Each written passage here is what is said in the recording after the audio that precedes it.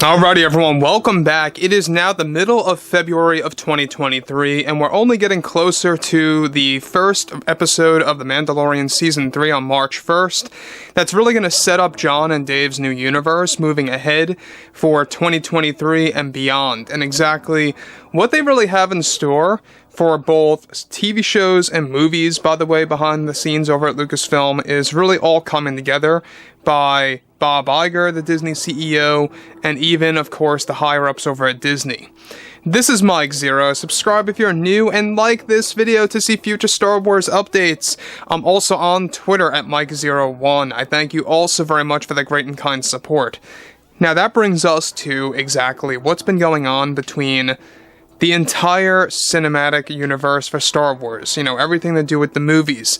Now, we know that Bob Iger is aiming toward a very big goal of really reinventing the roadmap of the franchise, bringing back multiple trilogies, multiple one-off films. One of the one-off movies, by the way, is by David Lindelof. I don't know how well that's going to be received. We'll have to wait and see. But one thing about all of this is that we know that everything related to the Star Wars franchise is ever evolving, and one of which has a lot to do with their plans for one specific trilogy that's going to be catered to the hardcore fans. Now, we know that Bob Iger is changing his attitude over at Disney. He's shifting all these strategies around over at the company after, losing subscribers on Disney Plus. There's a big shift happening between the higher-ups and Bob Iger. Alright, because there has been quite a big shakeup and a bit of a problem between everybody at Disney right now. So, with that being said, everything related to Kathleen Kennedy and, of course, the Disney board for Skeleton Crew and the Acolyte, those two shows aren't looking too hot right now. But everything else is looking fantastic. Now, with many new Star Wars projects in the works by Lucasfilm that Disney is about to announce later this year, they also have many in early development. It's described that they are developing an Old Republic trilogy of movies that will be announced later this year. It's described that the first film is now set to star actress Jennifer Connelly as one of the main protagonists that will be a part of a major side story involving Empress Valen and Darth Vitiate. The plan by Disney is, of course, to cast Jennifer Connelly as a Jedi known as Senya in the Star Wars franchise, the mother of her corrupted child who becomes Empress Valen. Both Senya and Darth Vitiate are set to have 3 powerful children, just like in the Old Republic stories featuring the twins and Valen as the sister.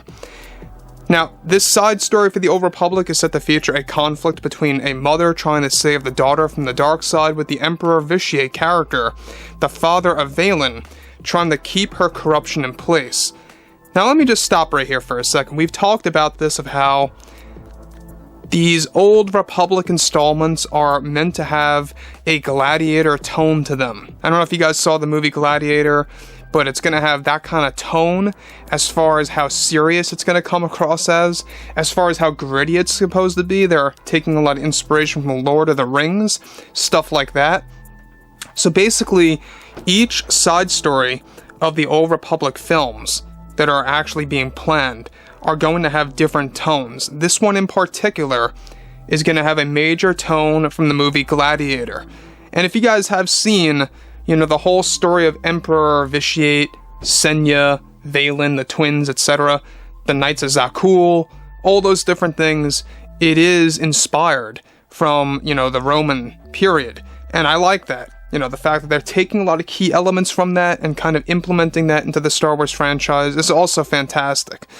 So, that brings us to whether or not they can achieve this properly. Now, we know that the lore being handled by Jon and Dave is going to be as accurately portrayed as possible. There are going to be a couple of changes here and there, a couple of tweaks, nothing too substantial, in order to really keep their promise with the hardcore fans that this is going to be an accurate representation of what fans saw in the Old Republic video games and even some of the books out there. So this character Senya is actually aimed to be cast and portrayed by Jennifer Connelly. Now, obviously, I think Lucasfilm is going after her since her success with Top Gun Maverick.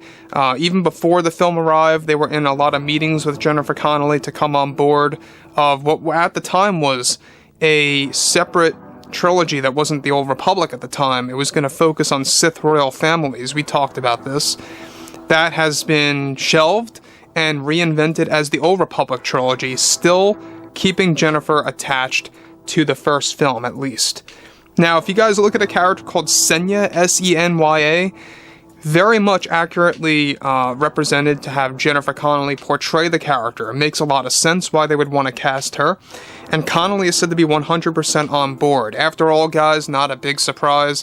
She's already affiliated with Disney. She played one of the villains in Alita Battle Angel. And the fact that they're aiming for a more grittier style and a darker style for Star Wars movies, it may make a lot of fans out there feel differently about the franchise, either good or bad. It really all depends on its execution and style overall.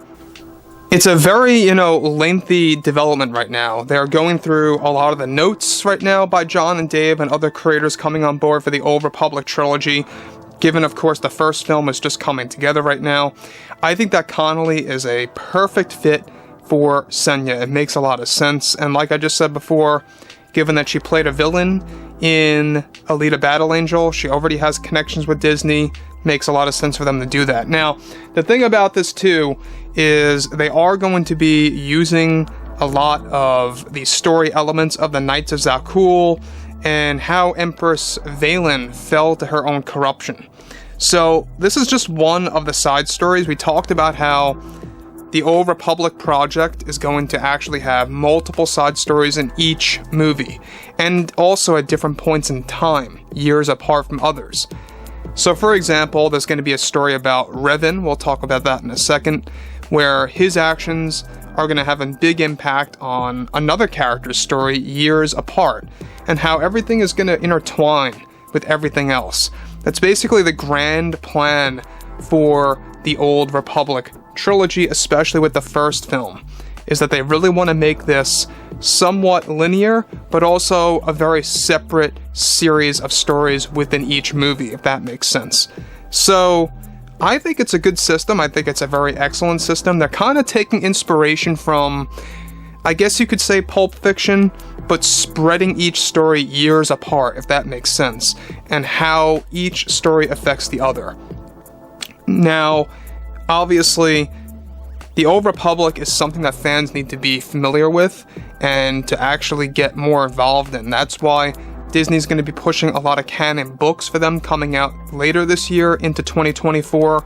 If you guys want to go ahead and read up on those when they finally arrive on store shelves, it's going to kind of get you a better idea of the characters, their backstories, and stuff like that. So there's a lot of work being put into this, and everything is moving along pretty well for the future of the franchise, especially with the TV shows, and now, yes, even the movies. Bob Iger wants movies again. He knows that you can make more revenue if it's a good movie by repeat ticket sales. So anyways, guys, drop a comment below. Fill me in below what you guys have to say about this below in the comments. And if you guys did enjoy the content for today, make sure to drop a thumbs up on this video to support the channel. I thank you all so very much for the kind support, and I'll catch you guys next time.